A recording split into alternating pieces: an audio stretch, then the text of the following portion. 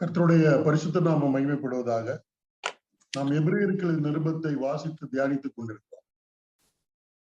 இந்த எபிரேயர்களின் நிருபத்தினுடைய மேன்மை கர்த்தராய் இயேசு கிறிஸ்துவின் மகிமையை அதிகமாக அறிதலும், அவரே எல்லாரிலும் சிறந்தவர் என்பதை வலியுறுத்துவதுமாக இருக்கிறது. கழிந்த நாட்களிலே நம்ம 3ஆம் அதிகாரம் 4ஆம் அதிகாரத்தில் உள்ள காரியங்களை சிந்தித்தோம். குறிப்பாக பழைய ஏற்பாட்டிலே தேவன் இஸ்ரவேல் ஜனங்களுடைய வாழ்க்கையில நடந்த காரியங்கள் நமக்கு திருஷ்டாந்தமாக எடுத்துக்காட்டாக எழுதி வைக்கப்பட்டிருக்கிறது என்பதை நாம் உணர்ந்து கொள்ள வேண்டும். குறிப்பாக எகிப்திலிருந்து விடுதலையாகி வந்தவர்கள் 40 ஆண்டு கால வனாந்தரத்திலே சுற்றித் திரிந்து இறுதியிலே வனாந்தரத்திலே மடிந்து போனார்கள் என்பதை நாம் யாத்ராகமம், லேவியராகமம், எண்ணாகமம், உபாகம புஸ்தகத்திலே நாம் படிக்கிறோம். ஆனா புதிய ஏற்பாட்டுல படிக்கிறப்ப அவர்கள் அந்த வனாந்தர வாழ்க்கையை அவர்கள் அலைந்து தெரிந்ததை இந்த எபிரேய நிருபத்திலே சொல்லப்பட்டிருக்கிறது. அவர்கள் இளைப்பாறுதலில் பிரவேசிக்கவில்லை. நாம் இந்த 3ஆம் அதிகாரத்தில் எபிரேயர் 3ஆம் அதிகாரம் 6ஆம் வசனத்தை படிக்கிற வேளையில அதுல நடுப்பகுதியில வருகிறது, நம்பிக்கையினாலே உண்டாகும் தைரியத்தையும் மேன்மை பாராட்டலையும் முடிவு பரியந்தம் உறுதியாய் பற்றி கொண்டிருப்போமே ஆகில் நாமே அவருடைய வீடாய் இருப்போம். இந்த முடிவு பரியந்தம், அதாவது நம்முடைய விசுவாச வாழ்க்கை என்பது தொடர்ச்சியான ஒன்று என்பதை நாம் அறிந்திருக்க வேண்டும். நான் விசுவாசித்தேன் என்று சொல்வதை விட நான் விசுவாசிக்கிறேன். வேதத்தை படிக்கிற வேளையில நம் விசுவாசத்தில் வளர வேண்டும் என்று சொல்லப்பட்டிருக்கிறது. ஒரு நாள் நாம் கர்த்தரை விசுவாசிக்க ஆரம்பிக்கிறோம். அந்த விசுவாசத்தில் நாம் வளர வேண்டியவர்கள் என்பதை வேதாகமம் நமக்கு உறுதியாக சொல்கிறது. நிருபங்கள் எல்லாம் நாம் கர்த்தரின் மேல் உள்ள விசுவாசத்தில் வளர வேண்டும் என்பதற்காகத்தான் நமக்கு எழுதி கொடுக்கப்பட்டிருக்கிறது. இந்த நம்முடைய வாழ்வில் எப்பொழுது நாம் கர்த்தரை விசுவாசிக்க ஆரம்பித்தோமோ அப்பொழுதே நம்முடைய வாழ்வில் அடுத்து வரக்கூடிய ஒரு மேன்மையான ஒரு குணம் என்னவென்றால் கீழ்ப்படிதல்.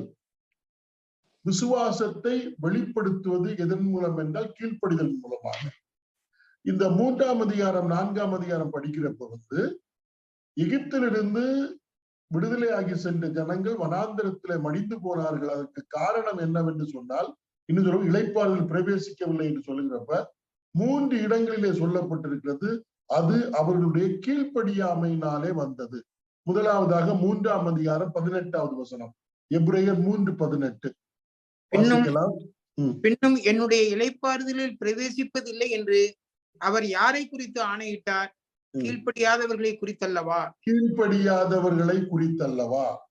4ஆம் அதிகாரத்துல 6வது வசனம், ஆகையால் சிலர் அதில் பிரவேசிப்பது இன்னும் வரப்போகிற காரியமாய் இருக்கிறபடியினாலும் சுவிசேஷத்தை முதலாவது கேட்டவர்கள் கீழ்ப்படியாமையினாலே அதில் பிரவேசியாமல் போனபடியினாலும் அதில் பிரவேசியாமல் போனார்கள்.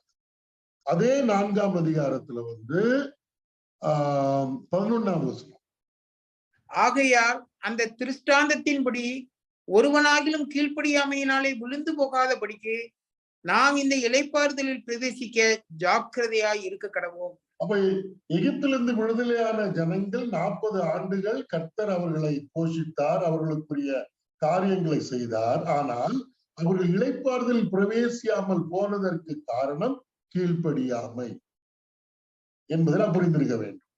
அப்ப இது நமக்கு திருஷ்டாந்த எச்சரிக்கை. நான் விசுவாசித்தேன் இல்லாத நான் ரட்சிக்கப்பட்டேன் என்று சொல்லிக்கொண்டு அந்த ரட்சிப்பை வெளிப்படுத்துவது நம்முடைய கீழ்ப்படிதல் மூலமாகத்தான் வெளிப்படுத்துகிறோம். ஆகவே கர்த்தருக்கு உண்மையாக அந்த கீழ்ப்படிதல் நம்மிடத்தில் காணப்படவில்லை என்றால் நம்முடைய ரட்சிப்பு சந்தேகத்துக்குரியது என்பது எந்த சந்தேகமுமே கிடையாது. உண்மையான ரட்சிப்பு என்பது உண்மையான ரட்சிப்பை தொடர்ந்து நம்முடைய வாழ்க்கையில் காணப்படக்கூடிய ஒரு மேன்மையான குணம் என்னன்னா, அன்றிலிருந்து நாம் கர்த்தருக்கு எல்லா வகையிலும் கீழ்ப்படிய தோன்றும். இஸ்ரவேல் ஜனங்கள் இதற்கு நமக்கு ஒரு நல்ல ஒரு எடுத்துக்காட்டு. அவர்களிடத்தில் இந்த கீழ்ப்படியாமை இல்லை. அதனாலே அவர்கள் இளைப்பாறுதல் பிரவேசிக்க முடியாமல் வனாந்தரத்திலே மாண்டு போனார்கள். அதான் திருஷ்டாந்தமாக எழுதி கொடுக்கப்பட்டது. எபிரேயர் நிருபம் 11ஆம் அதிகாரத்தை நம்ம படிக்கிறப்ப விசுவாச வீரர்களுடைய பட்டியல் சொல்லப்பட்டிருக்கிறது. Heroes of faith. இந்த விசுவாச வீரர்களை குறித்து நீங்க படிக்கிறப்ப அவங்க கர்த்தரை விசுவாசித்தார்கள். அந்த விசுவாசத்தினுடைய வெளிப்பாடு அவர்கள் கீழ்ப்படிதலின் மூலமாக வெளிப்படுத்தப்பட்டது. ஆபிரகாம் கர்த்தரை விசுவாசித்தான் என்று நம்ம படிக்கிறோம். அந்த விசுவாசம் எப்படி? தான் போகிற இடம் இன்னதென்று தெரியாமல் கர்த்தருடைய சத்தத்திற்கு கீழ்ப்படிந்து புறப்பட்டு போனான்.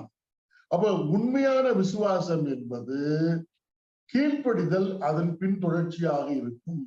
யாருக்கு? கர்த்தருடைய வார்த்தைக்கு அந்த மனிதன் கீழ்ப்படிந்து கொண்டே இருப்பார். கீழ்ப்படியாத மனிதன் சரியாக விசுவாசிக்கவில்லை என்பதுதான் அர்த்தம். அதனாலதான் அந்த முற்று முடிய அந்த முடிவு பரியந்தம் என்று சொல்வது.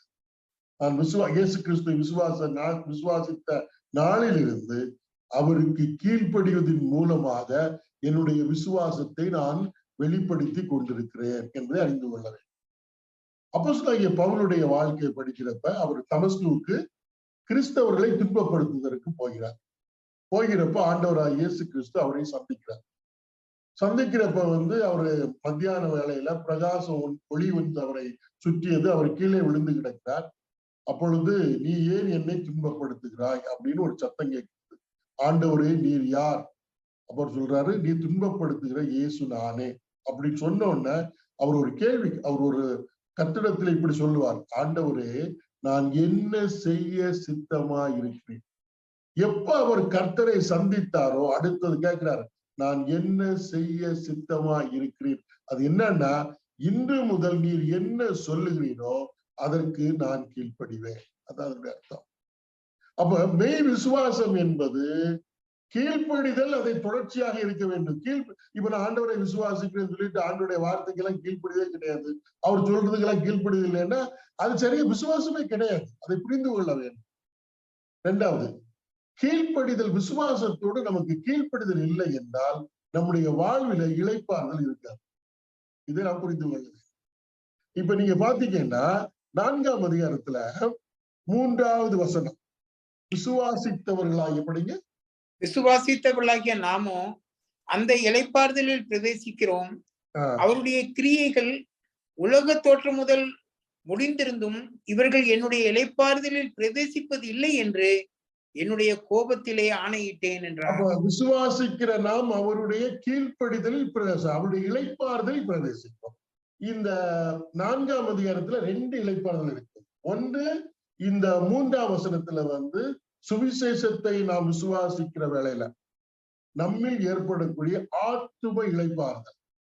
இன்னொன்னு நீங்க பாத்தீங்கன்னா 9வது வசனத்துல இருக்கு பாருங்க, ஆகையால் தேவனுடைய ஜனங்களுக்கு இளைப்பாறுகிற காலம் இனி வருகிறதா இருக்கிறது. காலம் ஒண்ணு இருக்குது, அதை புரிந்து கொள்ள வேண்டும். இப்ப இயேசு கிறிஸ்து சொல்லுவாரு, வருத்தப்பட்டு பார சுமக்கிறவர்களே நீங்கள் எல்லாரும் எண்ணத்தில் வாருங்கள், நான் உங்களுக்கு இளைப்பாறுதல் தருவேன். அப்ப இயேசு கிறிஸ்துவின் மீது அவரிடத்தில் அவர் மீது விசுவாசம் வைக்கிறப்ப ஆத்தும இளைப்பாறுதல். இந்த வனாந்திரத்துல எகிப்திலிருந்து மீட்கப்பட்ட ஜனங்கள் வனாந்திரத்துல அனுபவிக்கவே இல்லை. அதனுடைய விளைவுதான் இந்த முறுமுறுப்பு, மோசைக்கு விரோதமாக சண்டை போடுதல், அவர்களுக்கு விரோதமாக பொறாமை கொள்ளுதல், தேவனுடைய கட்டளைக்கு கீழ்ப்படியாம எல்லாமே அவர்கள் இந்த இளைப்பாறுதலுக்குள் இல்லை என்றுதான் அர்த்தம். இன்னொரு இளைப்பாறுதலின் காலம். இந்த இளைப்பாறுதலின் காலம் என்பதனுடைய விளக்கம் என்னவென்றால், அது 10வது வசனம் சொல்லப்பட்டிருக்கு. அந்த இளைப்பாறுதலின் காலம் 10வது வசனம், ஏனெனில் அவருடைய இளைப்பாறுதலில் பிரவேசித்தவன் தேவன் தம்முடைய கிரியைகளை முடித்து ஓய்ந்தது போல தானும் தன் கிரியைகளை முடித்து ஓய்ந்திருப்பான். இது தேவன் 6 நாள் பூமியில் உள்ள எல்லாவற்றையும் படைத்து விட்டு 7ஆம் நாள் எல்லா செயலிலிருந்து ஓய்ந்திருந்தது போல, அது இளைப்பாறுதலின் காலம். இப்ப இது உதாரணத்துக்கு நம்ம படிச்சோம்னா தெரியும். வெளிப்படுத்தின விசேஷம் 14ஆம் அதிகாரத்துல 13வது வசனம், நம்ம இறந்த வீட்டுல இந்த வசனம் படிப்பாங்க. அங்க அந்த வசனத்தை நீங்க படிச்சீங்கன்னா தெரியும். இனி இவங்க என்ன செய்யறாங்க, ரெவலேஷன் 14:13 படிச்சு பாருங்க. பின்பு பரலோகத்திலிருந்து ஒரு சத்தம் உண்டாக கேட்டேன், அது கர்த்தருக்குள் மரிக்கிறவர்கள் இது முதல் பாக்கியவான்கள் என்று எழுது, அவர்கள் தங்கள் பிரயாசங்களை விட்டு ஒளிந்து இளைப்பாறுவார்கள். அவர்கள் தங்கள் பிரயாசங்களை விட்டு ஓய்ந்திருப்பார். இனி எந்த வேலையை செய்ய வேண்டிய அவர்களுக்குரிய கிரியைகள் எல்லாவற்றையும் ஓய்ந்து விட்டு ஓய்ந்திருப்பார்கள். அது இளைப்பாறுதலின் காலம். அப்ப இஸ்ரவேல் ஜனங்களுக்கு இந்த 40 ஆண்டுகள் அந்த வனாந்திரத்துல இருந்தாங்களா, அவங்க 2 இளைப்பாறுதல் போயிடுச்சு. ஒன்று ஆத்தும இளைப்பாறுதல் இல்லை, அது அவருடைய செயல்கள்ல தெரிஞ்சு, முறுமுறுப்பு, கோபம், சண்டை, வாக்குவாதம் என்பது. இன்னொன்னு என்னன்னா, அவர்கள் யோசுவாவை பற்றி சொல்ற யோசுவா 8வது வசனம் 4:8 பாருங்க. யோசுவா அவர்களை இளைப்பாறுதலுக்கு உட்படுத்தி இருந்தால் பின்பு அவர் வேறொரு நாளை குறித்து சொல்லி இருக்க மாட்டார். இல்ல, யோசுவா அவர்கள் இளைப்பாறுதலுக்குள்ள எடுத்தப்ப இளைப்பாறுதலின் காலம் ஒன்று இருக்கும். அப்ப இந்த இஸ்ரவேல் ஜனங்களுடைய வனாந்திர வாழ்க்கை அது தொடர்ச்சியான ஒரு விசுவாச வாழ்க்கை அல்ல. அதை நாம் புரிந்து கொள்ள வேண்டும். தொடர்ச்சியான விசுவாச வாழ்க்கை என்பது அவருடைய வாழ்விலே கீழ்ப்படிதல் காணப்படும். ரொம்ப முக்கியம். கர்த்தர் வருகிறது வரையிலும், நாம் இந்த பூமியில இருக்க அனுமதிக்கிறது வரையிலும் நம்முடைய விசுவாசத்தை கர்த்தருக்கு கீழ்ப்படிவதன் மூலமாக வெளிப்படுத்த நாம் கடமைப்பட்டிருக்கிறோம். கீழ்ப்படிதல் இல்லை என்றால், கர்த்தருக்கு நாம் கீழ்ப்படியவில்லை என்றால், நம்முடைய அன்றாட வாழ்க்கையில நாம் கர்த்தரை சரியான முறையிலே விசுவாசிக்கவில்லை என்பதுதான் அதனுடைய பொருள். மெய்யான ரட்சிப்பு என்பது கீழ்ப்படிதலின் மூலமாக வெளிப்படுத்தும் என்பதில் சந்தேகம் இல்லை. அதற்கு எடுத்துக்காட்டு எபிரேயர் 11ஆம் அதிகாரத்தில் வரக்கூடிய கர்த்தர் விசுவாச வீரர்களுடைய பட்டியலை நீங்க பாத்தீங்கன்னா, அவரிடத்தில் காணப்பட்ட ஒரு குணம், அவர்கள் கர்த்தரை விசுவாசித்தார்கள். அந்த விசுவாசத்தை கர்த்தருடைய வார்த்தைக்கு கீழ்ப்படிதலின் மூலமாக வெளிப்படுத்தினார்கள். இதுதான் கிறிஸ்தவத்தில் உள்ள உண்மையான விசுவாசம் என்பது இதை நாம் புரிந்திருக்க வேண்டும். இந்த பகுதிக்கு ஒப்பீடாக இன்னொரு பகுதி இருக்கிறது பைபிள்ல. 1 கொரிந்தியர் 10ஆம் அதிகாரம். 1 கொரிந்தியர் 10ஆம் அதிகாரத்துல இஸ்ரவேல் ஜனங்களை குறித்து சொல்லப்பட்டிருக்கிறது. 1வது வசனத்துல இந்த படிக்கிறப்ப தெரியும், இதுவும் நமக்கு திருஷ்டாந்தமாக எழுதி வைக்கப்பட்டிருக்கிறது. இந்த பகுதியை படிக்கிறப்ப நம்முடைய வாழ்க்கையை பரிசோதித்து பார்க்க வேண்டும். நான் ஒரு நாள் ஆண்டவராய் இயேசு கிறிஸ்துவை விசுவாசித்து ஏற்றுக்கொண்டேன், ரட்சிக்கப்பட்டேன் என்று சொல்லி மேன்மை பாராட்டுவதை தவிர்த்து, நான் கர்த்தராய் இயேசு கிறிஸ்துவை ஏற்றுக்கொண்ட நாளிலிருந்து, நான் ரட்சிக்கப்பட்ட நாளிலிருந்து கர்த்தருக்கு கீழ்ப்படிவதில் நாம் மிக கவனமாக இருக்க வேண்டும். கீழ்ப்படிதல் இல்லாத விசுவாசம் போலியான விசுவாசம் என்பதில் சந்தேகமே கிடையாது. அதுல எந்த சந்தேகம் வேண்டாம். இஸ்ரவேல் ஜனங்கள் அதுக்கு நம்ம நல்ல ஒரு எடுத்துக்காட்டு. இப்ப 1 கொரிந்தியர் 10ஆம் அதிகாரம் 1வது வசனத்துல இருந்து நம்ம படிக்கிறப்ப இதுவும் நமக்கு திருஷ்டாந்தமாக இஸ்ரவேல் ஜனங்களை குறித்து சொல்லப்பட்டிருக்கிறது. இவர்களுக்கு ஆத்மாவிலும் இளைப்பாறுதல் இல்லை. அடுத்து நீங்க பாத்தீங்கன்னா, இளைப்பாறுதலின் காலத்தில் பிரவேசிக்கவும் முடியாமல் போனார்கள். அவங்க வாழ்க்கை எப்படி இருந்தது பாருங்க. இது நமக்கு எச்சரிப்பு. 1 கொரிந்தியர் 10ஆம் அதிகாரத்திலிருந்து 1ஆம் வசனத்திலிருந்து ஏறக்குறைய 9வது வசனம் வரையிலும் நம்ம 11வது வசனம் வரையிலும் வாசிக்கிறோம். இப்படி இருக்க சகோதரரே, நீங்கள் எவைகளை அறிய வேண்டும் என்று இருக்கிறேன் என்றால், நம்முடைய பிதாக்கள் எல்லாரும் மேகத்துக்கு கீழாய் இருந்தார்கள், எல்லாரும் சமுத்திரத்தின் வழியாய் நடந்து வந்தார்கள், எல்லாரும் மோசைக்குள்ளாக மேகத்தினாலும் சமுத்திரத்தினாலும் ஞானஸ்நானம் பண்ணப்பட்டார்கள், எல்லாரும் ஒரே ஞான போஜனத்தை புசித்தார்கள், எல்லாரும் ஒரே ஞானபானத்தை குடித்தார்கள். எப்படி எனில், அவர்களுடைய கூட சென்ற ஞான கண்மலையின் தண்ணீரை குடித்தார்கள். அந்த கண்மலை கிறிஸ்துவே. அப்படி இருந்தும் அவர்களில் அதிகமான பேர்களிடத்தில் தேவன் பிரியமாய் இருந்ததில்லை. ஆதலால் வனாந்தரத்திலே அவர்கள் அழிக்கப்பட்டார்கள். அப்படி இருந்தும், அதாவது மோசைக்குள்ளாக இருந்தாங்க, ஞானஸ்நானம் பெற்றாங்க, கண்மலை ஆகிய கிறிஸ்து அவங்களோட கூட இருந்தார், கண்மலையின் தண்ணீரை குடிச்சாங்க, பகல்ல மேக ஸ்தம்பம், இரவில் அக்னி ஸ்தம்பம், இதெல்லாம் வெளிப்படையா இருக்கும். நம்ம என்ன பார்ப்போம், என்ன இது அருமையான கர்த்தருடைய ஜனம், இது கர்த்தருடைய ப்ரொவிஷன், அதான் அவ்வளவுதான். கர்த்தர் நல்லோர் மேலும் தீயோர் மேலும் மழையை வருஷிக்க பண்ணுகிறவர். இதை இப்படி வெளியிலிருந்து பார்க்கிறப்ப கர்த்தர் அருமையா நடத்திட்டு போறாரு. ஆனால் கர்த்தர் உள்ளத்தை அறியக்கூடியவர். கர்த்தர் சொல்லுகிறார், அப்படி இருந்தும் அவர்களில் அதிகமான பேர்களிடத்தில் தேவன் பிரியமா இருந்ததில்லை. ஆதலால் வனாந்தரத்திலே அவர்கள் அழிக்கப்பட்டார்கள். அவருடைய கீழ்ப்படியாமல் நிறைவேறது தெரியாது. எல்லாம் டெய்லி காலையில எழும்புன மன்னா, அப்புறம் இறைச்சிக்கு வந்து காடை, இதெல்லாம் இருந்தது. 40 ஆண்டுகள் இருந்தது. எந்த குறைவும் இல்லை. பகல்ல அக்னி ஸ்தம்பம், இரவில் அக்னி ஸ்தம்பம், பகல்ல மேக ஸ்தம்பம். எல்லாரும் ஒரே அந்த செங்கடல்ல ஒரே நேரத்துல கடந்து வந்தாங்க. அப்ப நம்ம கர்த்தருடைய செயலை பார்க்கிறோம். கர்த்தர் உண்மை உள்ளவர். அவருடைய தன்மை, அவருடைய பகுதியில் எந்த குறையும் வைக்க மாட்டார். ஆனால் அவர்களில் அநேகமானிடத்தில் தேவன் பிரியமாய் இருக்கவில்லை. இந்த ஒரு வருஷத்தை புரிஞ்சுக்கணும். அநேக வேளையில நம்ம சொல்றது என்னன்னா, கர்த்தர் என்னுடைய வாழ்க்கையில எனக்கு பிரியமானதை செய்தார் என்று நாம் சொல்லுவோம். அப்படி சொல்றது தப்பு ஒண்ணும் கிடையாது. அதே வேளையில நமக்கு ஒரு பெரிய கடமை இருக்கிறது. நான் கர்த்தருக்கு பிரியமுள்ளவனாக இருக்க வேண்டும். அதுதான் ரொம்ப முக்கியம். கர்த்தர் எனக்கு பிரியமானதை செய்தார் என்று நான் சாட்சி சொல்லலாம். ஆனால் கர்த்தர் சொல்லணும், நான் அவருக்கு பிரியமுள்ளவனாக இருந்தேன் என்று. இந்த இஸ்ரவேல் ஜனங்களில் அநேகர் அவருக்கு பிரியமா இருக்கவில்லை.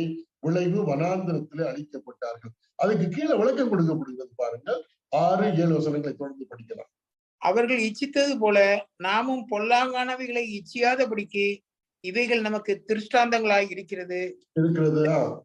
ஜனங்கள் புசிக்கவும் குடிக்கவும் உட்கார்ந்து விளையாட எழுந்திருந்தார்கள் என்று எழுதியிருக்கிறபடி அவர்களில் சிலர் விக்கிரகாராதனைக்காரரானது போல நீங்களும் ஆகாதிருங்கள்.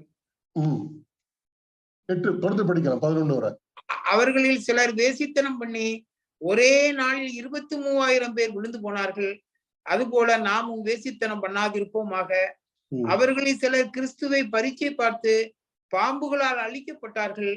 அதுபோல நாமும் கிறிஸ்துவை பரீட்சை பாராதிருப்போமாக. அவர்களில் சிலர் முறுமுறுத்து சங்காரக்காரனாலே அழிக்கப்பட்டார்கள்.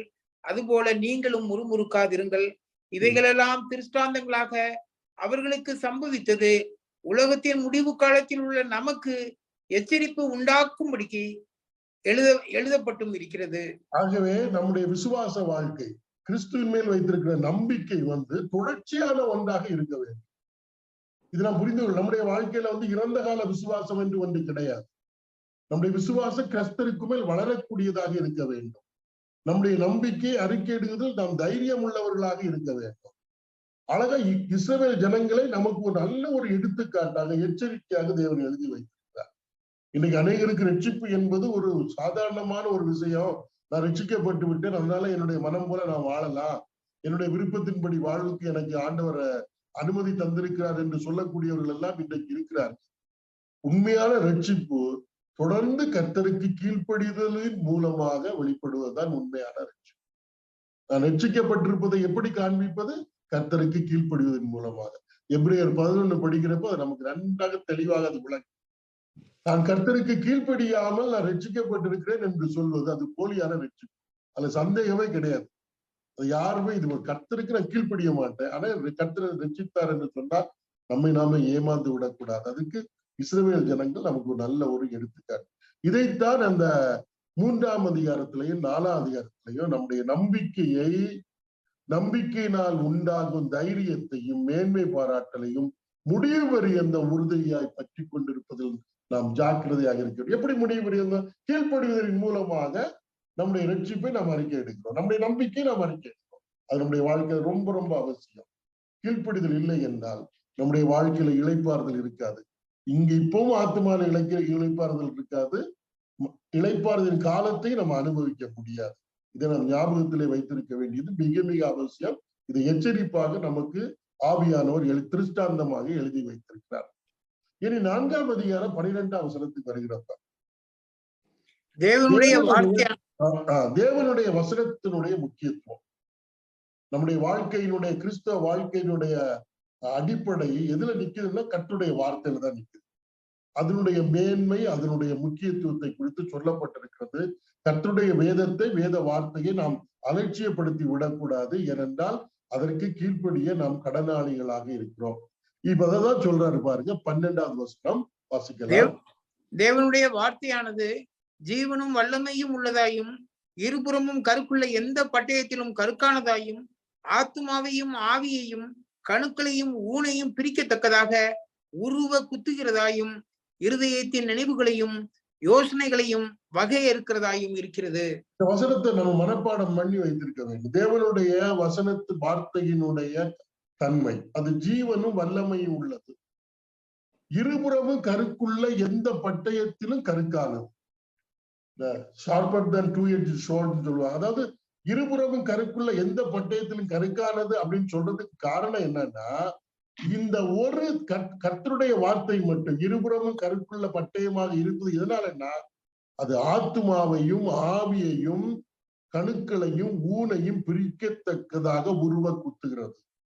வேற எந்த பட்டயத்துக்கும் எந்த ஆயுதத்துக்கும் இந்த தன்மை கிடையாது. அதனாலதான் அது அப்படி சொல்லி இருக்கு. சிலவங்க சொல்ல இது பழைய ஏற்பாடு ஒரு பட்டயம், அதுக்கு ஒரு புதிய ஏற்பாடு, அப்புறம் போதிக்கிறவனை இது வெட்டும், அப்புறம் கேட்கிறவங்களை வெட்டும். இதெல்லாம் கேட்கறதுக்கு நல்லா இருக்கு. ஏன்னா இது இருபுறமும் கருக்குள்ள பட்டயம் ஆனதுனால அது ஆத்துமா, ஆவி, பூனை, கணுக்களையும் உருவ குத்துகிறது. அது மட்டுமல்ல, இருதயத்தின் நினைவுகளையும் யோசனையும் வகையறுக்கத்தக்கதாயுமா இருக்கிறது. இந்த இது கர்த்தருடைய வார்த்தைக்கு இருக்கக்கூடிய வல்லமை. அதனாலதான் அதை இருபுறமும் கருக்குள்ள பட்டயம் சொல்றாங்க. நம்ம நினைச்சு பாருங்க, எத்தனை பேர் எவ்வளவோ படிக்கிறாங்க, புத்தகங்கள் எல்லாம் படிக்கிறாங்க. யாராவது சொல்லி இருக்கிறாங்களா இந்த புத்தகத்தினாலே நான் பாவ உணர்வு அடைந்து தேவனிடத்திலிருந்து நான் மன்னிப்பை பெற்றிருக்கிறேன், என்னுடைய வாழ்க்கையை மாறி இருக்கிறது என்று யாராவது சொல்லியிருக்காங்களா? ஆனா ஒரே ஒரு புத்தகம், நான் கர்த்தருடைய வார்த்தை வேதாகமத்தை நான் படிக்க ஆரம்பித்தேன், என்னை உணர்ந்து கொண்டேன், என்னுடைய வாழ்க்கை மாறிவிட்டது, நான் இன்றைக்கு ஒரு புதிய சிருஷ்டியாக இருக்கிறேன், எனக்கு ஒரு அதாவது மறுமை குறித்த ஒரு நம்பிக்கை உண்டாயிருக்கிறது, நித்திய வாழ்வு உண்டாயிருக்கிறது. ஒரே ஒரு புத்தகம் தான், அது தேவ வார்த்தை ஆகிய வேதத்துல என்ன உடனே அது இருபுறமும் கருக்குள்ள எந்த பட்டயத்திலும் மிகவும் கருக்கானது. ஆவி, ஆத்துமா, ஊன், கணுக்கள் எல்லாவற்றையும் முழு ஆளையும் உருவ குத்துகிறது. வேற எந்த ஆயுதத்துக்கும் இந்த வல்லமை கிடையாது, இந்த வல்லமை கிடையாது. அதனால இருபுறமும் கருக்குள்ள பட்டு ஒரு மனிதனுடைய ஆழ்த்தத்துவம் அனைத்தையும் ஊடுருவக்கூடியது. வெறும் மூளைக்கு மட்டுமல்ல, அது ஆவியையும் ஆத்துமாவும் ஊடுருவி சென்று நம்முடைய வாழ்க்கையே புரட்டி போடும் இந்த கர்த்தருடைய வார்த்தை என்பது. அதை நாம் புரிந்திருக்க வேண்டும். இத்தனை பேர் தற்கொலைக்கு போனவங்க ஒரே வார்த்தைனால, எங்கேயோ தற்கொலை வாழ்க்கையை முடித்து விடுவேன் என்று போயிடப்ப எங்கேயோ ஒரு இடத்துல ஒரு சத்தம், இல்லாட்ட ஒரு துண்டு பிரதி எடுத்து வாசிக்கிறப்ப இயேசு உன்னை நேசிக்கிறார், தேவன் அன்பாக இருக்கிறார் என்ற ஒரு வார்த்தையினால அந்த முழு மனிதனுடைய வாழ்க்கையே மாறியிருக்கிறது. இது எவ்வளவு ஒரு மனிதனை எவ்வளவு பாதிக்கிறது என்பதை நாம் பார்க்கிறோம். இது கர்த்தருடைய வார்த்தைக்கு மட்டும்தான் இந்த வல்லமை உண்டு, வேற எதுக்குமே வல்லமை கிடையாது. அதான் தேவ வார்த்தையினுடைய முக்கியத்துவத்தை இங்க நாம இங்க பார்க்கிறோம். ஆகவே கர்த்தருடைய வார்த்தை பழைய ஏற்பாட்டில் எழுதப்பட்டிருக்கக்கூடிய காரியங்கள், இஸ்ரவேல் ஜனங்களுக்கு இது சம்பவித்த காரியங்கள், அது திருஷ்டாந்தமாக நமக்கு எழுதப்பட்டிருக்கின்றா இன்று அது நம்மை எச்சரிக்கிறது. இன்றைக்கும் அந்த வார்த்தைகள் நம்மோடு இடைபடுகிறது. நம்முடைய வாழ்க்கையை மாற்றிக்கொள்வதற்கு நாம் ஆயத்தமாக இருக்க வேண்டும். கர்த்தருடைய வார்த்தை ஒரு நாளும் பொய் சொல்லாது என்பதை நாம் அறிந்திருக்க வேண்டும். இப்ப அடுத்தது, கர்த்தருடைய வார்த்தை எப்படிப்பட்டது என்று படித்த வேளை தேவனுடைய வார்த்தை எப்படிப்பட்டதுன்னு சொல்லுவாங்க. அதே வேளையில கர்த்தர் தேவன் எப்படிப்பட்டவர்? 13வது வசனம், அவருடைய பார்வைக்கு மறைவான சிருஷ்டி ஒன்றும் இல்லை, சகலமும் அவருடைய கண்களுக்கு முன்பாக நிர்வாணமாயும் வெளியரங்கமாயும் இருக்கிறது, அவருக்கே நாம் கணக்கு ஒப்புவிக்க வேண்டும். இஸ்ரவேல் ஜனங்களுடைய வாழ்க்கைய, வனாந்திர வாழ்க்கையை நம்ம வெளிப்படையா பார்க்கிறப்ப அவர்கள் தேவனால் ஆசீர்வதிக்கப்பட்டவர்கள். என்ன, பகல்ல மேக ஸ்தம்பம், இரவிலே அக்னி ஸ்தம்பம், கண்மலையிலிருந்து தண்ணீர், தினந்தோறும் மன்னா, காடை இறைச்சி, மோசே அவர்களை வழி நடத்துகிறார். இதெல்லாம் பார்க்கிறப்ப நம்முடைய பார்வை எப்படி இருக்கிறது? பரவாயில்ல, கர்த்தர் அருமையா தம்முடைய பிள்ளைகளை நடத்தி செல்கிறார், இவர்கள் ஆசீர்வதிக்கப்பட்டவர்கள். ஆனால் கர்த்தர் இருதயத்தை ஆராய்ந்து அறிகிறவர்கள், அவர்களில் அநேகர் மேல் கர்த்தர் பிரியமாய் இருக்கவில்லை, அவர்கள் கீழ்ப்படியாதவர்கள் என்று கண்டு கொண்டது கர்த்தர் தான். அவருக்கு மறைவாக ஒன்றுமே கிடையாது, அவருக்குதான் நாம் கணக்கு ஒப்புவிக்க வேண்டும் சொல்லப்பட்டிருக்க. அவருடைய பார்வைக்கு மறைவான சிருஷ்டி ஒன்றும் இல்லை, சகலமும் அவருடைய கண்களுக்கு முன்பாக நிர்வாணமாயும் வெளியரங்கவுமாய் இருக்கிறது, அவருக்கு நாம் கணக்கு ஒப்புவிக்க வேண்டும். கர்த்தர் ஒரு தீர்ப்பு சொன்னால் அதை மறுத்து நம்ம நிற்க முடியாது, அவருடைய தீர்ப்பு சரியாக இருக்கும். அவருடைய கண்கள்ல இருந்து நம்ம எதையுமே மறைக்க முடியாது. ஒரு வசனத்தை படிக்கலாம், எரேமியா 23ஆம் அதிகாரம், ஜெரேமியா 23:24. நம்முடைய அவருக்கு முன்பாக ஒன்றை உலகத்துல இருக்கிற எதுவுமே அவருடைய பார்வையிலிருந்து மறைக்க முடியாது. எரேமியா 23:24. யாவனாகிலும் தன்னை நான் காணாதபடிக்கு மறைவிடங்களிலே ஒழித்துக் கொள்ளக்கூடுமோ என்று கர்த்தர் சொல்லுகிறார். நான் வானத்தையும் பூமியையும் நிரப்புகிறவர் அல்லவோ என்று கர்த்தர் சொல்லுகிறார். யாரும் அவருடைய பார்வை மறைக்க முடியாது தங்களை, எல்லாமே அவருக்கு முன்பாக வெளியரங்கமாக நிர்வாணமாக இருக்கிறது. அதனால கர்த்தருக்கு நாம் ஒரு நாள் கணக்கு கொடுக்கணும். அப்ப என்ன செய்வார்னா, அவர் மறைந்திருக்கிறதை வெளியரங்கமாக்குவார். இப்ப நான் கர்த்தருடைய ஊழியத்தை செய்து கொண்டிருக்கிறேன். சரி, ஊழியம் நல்லதுதான். அங்க பயணம் பண்றாரு, இங்க பயணம் பண்றாரு, அதெல்லாம் சொல்லுவாங்க, நல்லதுதான். ஆனா நான் ஒரு நாள் கர்த்தருக்கு முன்பாக நிற்கிறப்ப கர்த்தர் என்ன செய்வார் என்றால் என்னுடைய நோக்கத்தை வெளியே கொண்டு வருவார். அந்த நோக்கம் யாருக்குமே தெரியாது. நான் ஏன் கர்த்தருக்கு ஊழியம் செய்யறேன்னு உங்களுக்கு யாருக்குமே தெரியாது. ஒருவேளை என்னுடைய சுய விருப்பத்தை நிறைவேற்றுவதற்காக செய்யலாம், இல்லாவிட்டால் சுயமாக சில நோக்கங்கள் இருக்கலாம். அப்படி இருக்குமானால் நான் கர்த்தருடைய சமூகத்துல நிக்கிறப்ப, அவருக்கு கணக்கு ஒப்புவிக்கிறப்ப நான் அனைத்து ரிவார்டை இழந்து விடுவேன். நான் கர்த்தருக்கு என்று செய்த ஊழியத்தினுடைய பலன் ஒன்றும் இல்லாமல் போய்விடும். அதனால ரொம்ப ஜாக்கிரதையாக இருக்கு. ஏன்னா அவருக்கு கணக்கு ஒப்புவிக்க வேண்டும். ஏன்னா அவருக்கு முன்பாக எல்லாமே நிர்வாணமாக இருக்கிறது, ஒன்றுமே மறைக்க முடியாது. அதனாலதான் அப்போஸ்தலனாகிய பவுல் சொல்லுவாரு 1 கொரிந்தியர் 4ஆம் அதிகாரத்துல, 1 கொரிந்தியர் 4ஆம் அதிகாரம், 1 கொரிந்தியர் 4ஆம் அதிகாரத்துல வருகிறப்ப அது தெளிவாக சொல்லுகிறார் பாருங்கள். 3, 4, 5 வசனங்கள். ஆயினும் நான் உங்களாலேயாவது மனுஷருடைய நியாய நாளின் விசாரணையிலாவது தீர்ப்பை பெறுவது எனக்கு மிகவும் அற்ப காரியமாய் இருக்கிறது. நானும் என்னை குறித்து தீர்ப்பு சொல்லுகிறது இல்லை. என்னிடத்தில் நான் யாதொரு குற்றத்தையும் அறியேன். ஆகிலும் அதனாலே நான் நீதிமான் ஆகிறதில்லை. என்னை நியாயம் விசாரிக்கிறவர் கர்த்தரே. ஆனதால் கர்த்தர் வருமளவும் நீங்கள் காலத்துக்கு முன்னே யாதொன்றை குறித்தும் தீர்ப்பு சொல்லாதிருங்கள். இருளில் மறைந்திருக்கிறவைகளை அவர் வெளியரங்கமாக்கி இருதயங்களின் யோசனைகளையும் வெளிப்படுத்துவார். அப்பொழுது அவனவனுக்குரிய புகழ்ச்சி தேவனால் உண்டாகும். சூப்பரான ஒரு வசனம். அதாவது கர்த்தர் எப்படி விசாரிப்பார்னா, இருளில் மறைந்திருக்கிறதை வெளியரங்கமாக்கி இருதயத்தின் யோசனையை வெளிப்படுத்துவார். இப்ப நான் காலையில பைபிள் ஸ்டடி எடுத்துட்டு இருப்பேன். நான் என்ன நோக்கத்தில் எடுக்கிறேன் என்பது உங்களுக்கு தெரியாதுல்ல. நோக்கத்தை அவர் வெளிப்படுத்துவார். அதன் அடிப்படையில தான் எனக்கு புகழ்ச்சி உண்டாகும். அதுக்கு முன்னால வேணா நிறைய பேர் சொல்ல நல்ல பைபிள் ஸ்டடி நல்லா இருந்தது, அப்படி இருந்து இப்படி இருந்துன்னு சொல்லலாம். ஆனால் புகழ்ச்சி உண்டாவதற்கு தேவன் இருதயத்தின் யோசனை என்ன என்பதை வெளிப்படுத்துவார். ஒருவேளை சுயநலம் இல்லாவிட்டால் தேவனுக்கு பிரியமில்லாத ஏதாவது ஒரு நோக்கத்தை நான் உள்ளத்தில் கொண்டிருந்து அவருடைய ஊழியத்தை செய்வேனே ஆனால் எனக்கு புகழ்ச்சி உண்டாகாது. அதுவரையில் நான் பொறுமையாக இருக்க வேண்டும். நான் அவசரப்பட்டு நான் என்னை குறித்தே நான் தீர்ப்பு சொல்லிவிடக் கூடாது. பிறர் சொல்லக்கூடிய தீர்ப்பையும் நான் என்னுடைய மனதிலே வைத்திருக்க கூடாது. இருளில் மறைந்திருக்கிறதை அவர் வெளிப்படுத்துவார். கர்த்தருடைய செயல் அப்படிப்பட்டது. அதனால நம்ம வெளிப்படையாக அல்ல, இருதயமும் நம்முடைய செயலும் ஒன்று போல இருக்க வேண்டும். குறிப்பாக நம்முடைய விசுவாசம் என்பது அன்பினாலே உந்தி தள்ளப்படவில்லை என்றால் நமக்கு எந்த விதத்திலும் பிரயோஜனமே கிடையாது. அன்பினால் கிரியை செய்கிற விசுவாசம் தான் உதவும். வேறு எந்த நோக்கம், அன்பை தவிர்த்து வேறு எந்த நோக்கத்தின் அடிப்படையிலும் நாம் கர்த்தருடைய நாமத்தில் செயல்பட்டாலும் சரிதான், நல்ல காரியம் செய்தாலும் சரிதான், அது கர்த்தருடைய சமூகத்தில் எண்ணப்படாமல் போய்விடும். எந்தவித பிரதிபலனும் இல்லாமல் போய்விடும். ஏன்னா அது இருதயத்தை ஆராய்ந்து பார்க்கக்கூடிய கர்த்தருக்கு மட்டும்தான். அதனாலதான் எபிரேயர் அவருக்கு நாம் கணக்கு ஒப்புவிக்க வேண்டும். அங்க போய் நம்ம ஒண்ணுமே பண்ண முடியாது. ஒவ்வொரு செயலுக்கும் பின்னாலே இருக்கக்கூடிய நம்முடைய நோக்கத்தை அவர் வெளிப்படுத்துவார். அதுல சந்தேகமே கிடையாது. அதனால மிகுந்த ஜாக்கிரதையாக பவுல் சொல்றாரு, நான் நீதிமான் தான், ஆனால் அதை நான் இப்ப சொல்ல முடியாது, மனிதனும் என சொல்ல வேண்டாம்.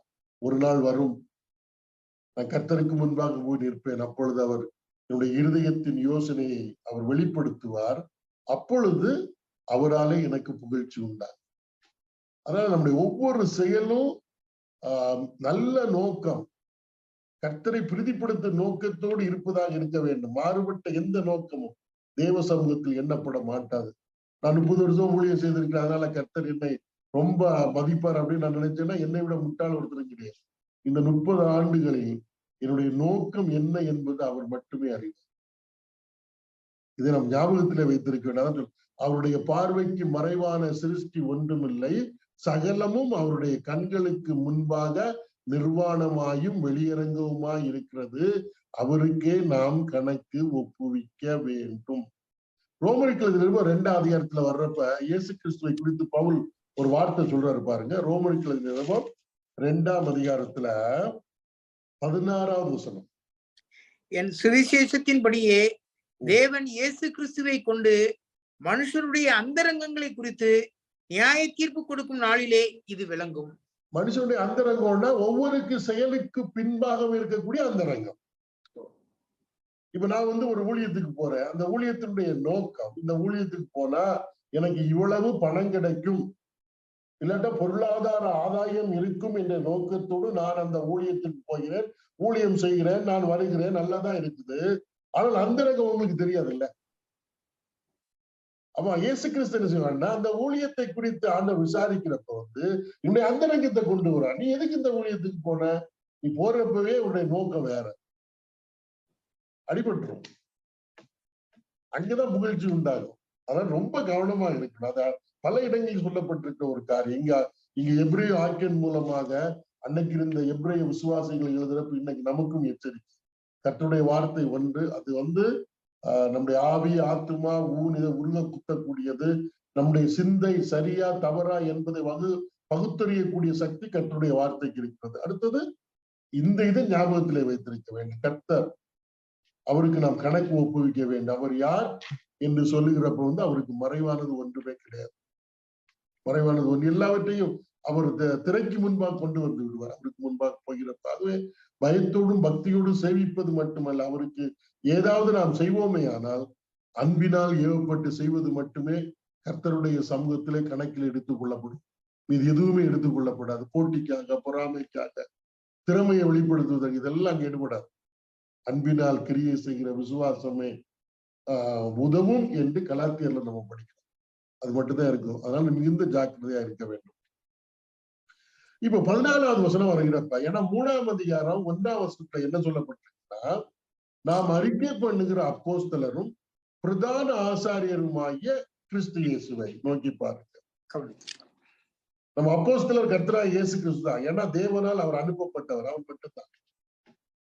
அவரு அப்போஸ்தலர். மற்றவர்கள் அப்போஸ்தலர் என்று அழைக்கப்பட்டார்கள்.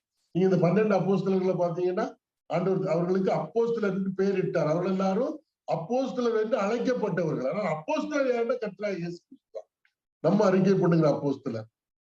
இன்னைக்கு நிறைய பேர் யாரு பவுல் அப்போஸ்தலரா இல்லையா, அதை பற்றி ஒரு பெரிய விவாதம். யூதாசுக்கு அடுத்தது யார் அப்போஸ்தலராக வந்தா, யார் வந்தாங்க, அவருக்கு பேர் அதுக்கு சொல்ல, அதை பற்றி விவாதம். அதை பற்றி நம்ம கவலையே பட வேண்டாம். ஒரே அப்போஸ்தலர் கர்த்தராகிய இயேசு கிறிஸ்து. மற்றவர்கள் எல்லாம் அப்போஸ்தலர் என்று அழைக்கப்பட்டவர்கள், அவ்வளவுதான். அதுதான் நம்முடைய பிரதான ஆசாரி. நாம் அந்த ஞாபகத்துல கர்த்தராகிய இயேசு கிறிஸ்து மட்டுமே என்பதை நாம் புரிந்து கொள்ள வேண்டும். ஏன்னா இந்த எபிரேய விசுவாசிகளுக்கு காலம் போக போக நியாயப்பிரமாணத்தின் முறைமையின்படி ஏற்படுத்தப்பட்ட பிரதான ஆசாரியத்துவ முறைமையில அவங்க கவனம் போச்சு. அதனால ஆண்டவராய் இயேசு கிறிஸ்து பிரதான ஆசாரியராக இருக்கிறார் என்கிற அந்த விசுவாசத்தை விட்டு வழிவிலக ஆரம்பித்தார்கள். அப்ப நியாயப்பிரமாண முறைமையிலான பிரதான ஆசாரியத்துல கவனம் போகிறப்ப நியாயப்பிரமாண சடங்குகள் அங்க முக்கியத்துவம் வரும். அப்போ சொல்றாரு, இல்ல நம்முடைய பிரதான ஆசாரியர் யார் என்று சொல்லுகிறப்ப அந்த பிரதான ஆசாரிய குணம், அவர் இன்றைக்கு நமக்காக என்ன செய்து கொண்டிருக்கிறார் என்பதை குறித்து நம்ம அடுத்த வசனத்துல இருந்து நம்ம படிக்கிறோம். 14வது வசனம். வானங்களின் வழியாய் பரலோகத்திற்கு போன தேவகுமாரனாகிய இயேசு என்னும் மகா பிரதான ஆசாரியர் நமக்கு இருக்கிறபடியினால் நாம் பண்ணின அறிக்கையை உறுதியாய் பற்றி கொண்டிருக்க கடவுள். அதாவது நமக்கு ஒரு மகா பிரதான ஆசாரியர் நமக்குன்னு இருக்கிறார்ல, அந்த வார்த்தை ரொம்ப முக்கியம். நமக்கு இருக்கிறார், நம்ம உரிமை பாராட்டுறோம், அதை நம்ம விசுவாசித்தோம், அதை உறுதியாக நாம் அறிக்கையிட்டு பின்பற்ற வேண்டும். எனக்கு ஒரு பிரதான ஆசாரியர் இருக்கிறார் என்று சொல்லிவிட்டு அவரிடத்தில் நம்முடைய காரியங்கள் அவரிடத்தில் நாம் நம்முடைய காரியங்களை சொல்லாமல், இல்ல இன்னும் ஆட்கள் இருக்கிறாங்க அப்படின்னு சொல்லிட்டு வேறு நபர் மீது நாம் கவனம் செலுத்துவோம் என்றால் நாம் பொய்யாக அறிக்கை எடுக்கிறோம் என்றார். பொய்யாக அறிக்கை எடுக்கிறோம் என்று அர்த்தம். அதான் சொல்லப்பட்டிருக்கிறது, வானங்களின் வழியாய் பரலோகத்திற்கு போன தேவகுமாரனாகிய இயேசு என்னும் மகா பிரதான ஆசாரியர் நமக்கு இருக்கிறபடியினால் நம்ம அதை என்ன செய்யணும், நம்முடைய லைஃப்ல அதை கன்ஃபஸ் பண்ணணும். நாம் பண்ணின அறிக்கையை உறுதியாய் பற்றி கொண்டிருக்க கடவுள். நம்ம சொல்றோம் இல்ல, எனக்கு ஒரு மகா பிரதான ஆசாரியர் இருக்கிறாருன்னு, அதை நம்முடைய வாழ்க்கையில கன்ஃபஸ் பண்ணுக்கு ரெடியா இருக்கணும். எனக்கு ஒரு மகாபிரதான ஆசாரியர் இருக்கிறார், வானங்களின் வழியாய் பரலோகத்துக்கு ஏறி சென்றவர், இன்று பிதாவுடைய வலது பாகத்துல வீட்டிருக்கக்கூடிய தேவகுமாரர் என்று நான் விசுவாசிக்கிறேன். அதை நம்ம வாழ்க்கையில அறிக்கை பண்ண வேண்டும். அப்படி என்றால் என்ன அர்த்தம்? அவருடைய உதவியை நாட வேண்டும், அவருடைய நாமத்தினாலே நாம் ஜெபிக்க வேண்டும். எந்த நேரத்திலும் எப்பொழுதும் கர்த்தரை கிட்டி சேர்கிற பாக்கியம் எனக்கு இருக்கிறது என்பதை என்னுடைய வாழ்க்கையில நான் அறிக்கை வேண்டும். அது வாழ்க்கையில நான் அறிக்கையிடாம இருந்தேன்னா அது என்ன அர்த்தம்? நான் பிரதான ஆசிரியர் இருக்கிறான்னு சொல்லி என்ன பிரயோஜனம்? அதான் இங்க சொல்லப்படும், நாம் பண்ணின அறிக்கை உறுதியாய் பற்றி கொண்டிருக்க கடவுள், என்பது அங்க சொல்லப்பட்டிருக்கு. இப்ப நம்முடைய வாழ்க்கையிலும் பழைய ஏற்பாட்டில் உள்ள இந்த இஸ்ரவேல் ஜனங்களை போல் நம்முடைய வாழ்க்கையிலும் பலவீனங்கள் வரும், ஈச்சித்தல் மற்ற சில காரியங்களும் நம்ம 1 ஆனா இப்ப நமக்கு உதவி பண்ணக்கூடிய, நமக்கு ஏற்ற காலத்துல எல்லா விதத்திலும் உதவி பண்ணுவதற்கு ஒரு மகா பிரதான ஆசாரியர் இருக்கிறார். ஆகவே நமக்கு எப்ப எல்லாம் உதவி தேவையோ, எப்ப எல்லாம் ஆவிக்குரிய வாழ்க்கையில நம்ம கொஞ்சம் பின்னால போகிறோமோ, எப்ப எல்லாம் ஆவிக்குரிய வாழ்க்கையில சோர்ந்து போகிறோமோ, எப்ப எல்லாம் நம்முடைய வாழ்க்கையில துன்பங்களை கஷ்டங்களை அனுபவிக்கிறோமோ, அப்ப எல்லாம் நமக்கு ஒரு பிரதான ஆசாரியர் இருக்கிறார் என்று சொல்லி அவரிடத்திலே சென்று உதவி பெற்றுக் கொள்ள வேண்டும். அதுதான் அறிக்கையிடுதல். ஒரு பிரதான ஆசிரியர் இருக்கிறான்னு சொல்லிட்டு நான் அவரிடத்துல எந்த விதத்துக்கு உதவிக்கு செல்லவில்லை என்றால் என்ன அர்த்தம்? அதுதான், நமக்கு உதவி செய்வதற்கு ஒருவர் இருக்கிறார். வாழ்க்கையில், ஆவிக்குரிய வாழ்க்கையில் நமக்கு சோர்வுகள் எல்லாம் வரும், கலர்வுகள் எல்லாம் வரும், கஷ்டங்கள் எல்லாம் வரும். சோர்ந்து போகக்கூடாது. நமக்கு ஒரு பிரதான ஆசிரியர் இருக்கிறார். அதுதான் இங்க சொல்றாரு. அதான் அறிக்கையிடுதல், பற்றி கொண்டிருக்க கடவும். அந்த பிரதான ஆசிரியர் எப்படிப்பட்டவர்? 15வது வசனம். நம்முடைய பலவீனங்களை குறித்து பரிதபிக்க கூடாத பிரதான ஆசாரியர் நமக்கு இராமல் எல்லா விதத்திலும் நம்மை போல் சோதிக்கப்பட்டும் பாவம் இல்லாதவராயிருக்கிற பிரதான ஆசாரியரே நமக்கு இருக்கிறார். இல்ல, பிரதான ஆசாரியர் நமக்கு இருக்கு. எவ்வளவு பெரிய ஆச்சரியம்! நம்முடைய பலவீனங்களை குறித்து பரிதபிக்க கூடாத பிரதான ஆசாரியர் நமக்கு இராமல். இந்த கேரக்டர் கர்த்தராகிய இயேசு கிறிஸ்துக்கு எப்படி வந்தது அப்படின்னு நீங்க பாத்தீங்கன்னா, நம்முடைய பாவத்திற்காக இந்த பூமியில அவர் பாடுபட வேண்டியதா இருந்த வேளையில பிதாவாகிய தேவன் என்ன நினைக்கிறாருன்னா, அவர் எல்லா விதத்திலும் அவரை பாடுகளின் மூலமாக பூரணப்படுத்துவது பிதாவுக்கு சித்தமா இருக்கு. அவர் பாடுபட்டதுனாலே நம்முடைய பலவீனங்கள் என்ன என்பதை அனுபவபூர்வமாக அவர் அறிந்தவர். எக்ஸப்ட் பாவத்தை தவிர்த்து. நாங்க சின்ன பிராயத்துல இருக்கிறப்ப ஸ்கூல்ல கான்வென்ட்ல பிள்ளைங்களை படிக்க விடுவாங்க. பக்கத்துல ஒரு கான்வென்ட். அங்க சிஸ்டர்ஸ் தான் அங்க டீச்சர்ஸா இருப்பாங்க.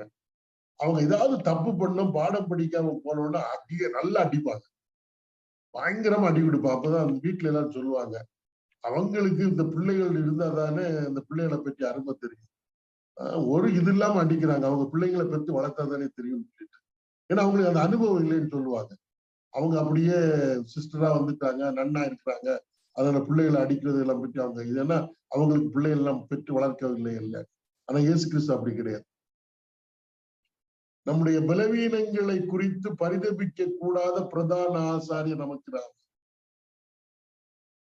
எல்லா விதத்திலும் நம்மை போல சோதிக்கப்பட்டும் பாவம் இல்லாதிருக்கிற பிரதான ஆசாரியரே நமக்கு இருக்கிறார்.